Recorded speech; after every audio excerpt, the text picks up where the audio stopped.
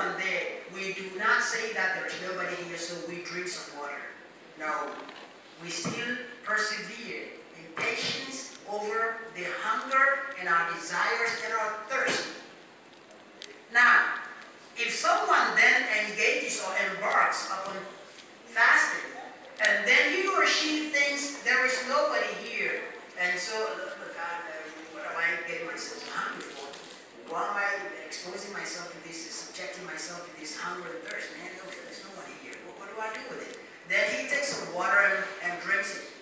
Or at home with his wife, he thinks, well, I'm feeling it, so that today I have to really go farming. And so he goes farming. I think the older ones understand what I mean. He breaks his or her fast willfully. Right? The Prophet ﷺ says that after we have understood the regulations for fasting, which is ma amara Allahu bihi, Allah has commanded us to do. Rasulullah says, Man afdara fi Ramadan, man afdara yawman fi Ramadan, whoever breaks his fast in Ramadan, fi ghayri udhri, rakhasahu Allahu lahu, without any excuse that Allah subhanahu wa ta'ala has approved of or endorsed, any reason that Allah subhanahu wa ta'ala endorses or approves of, لم يقض عنه صيام الدهر لم يقض عنه صيام الدهر وإن صام, that even if that person were to fast the rest of their lives, it would not make up for the willful breaking of their fast at the time when Allah subhanahu wa ta'ala has commanded it. So you see the seriousness, right? The seriousness of willfully disobeying Allah in what He has commanded, in what He has ordered us to do. And fasting is part of it.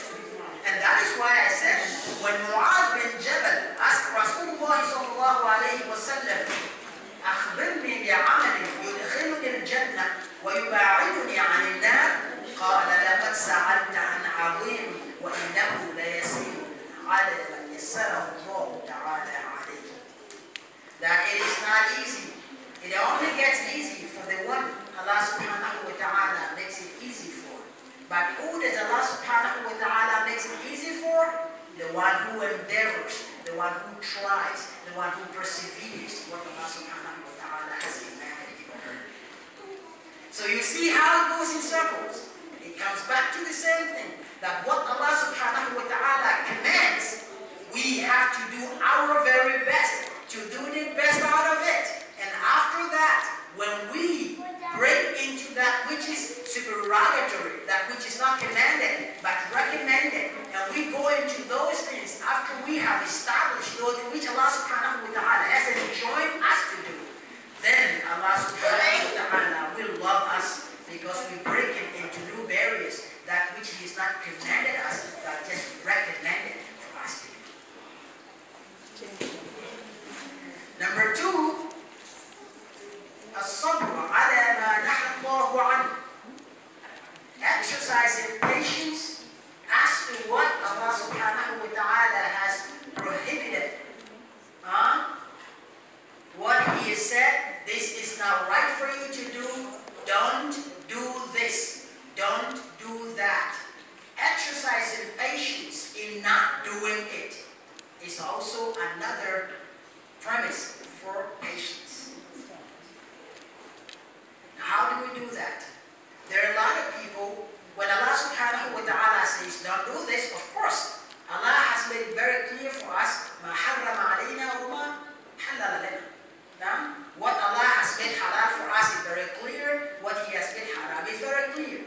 Now there are some people who, after they've known that Allah subhanahu wa ta'ala says, don't do this, for a while they try not to do it.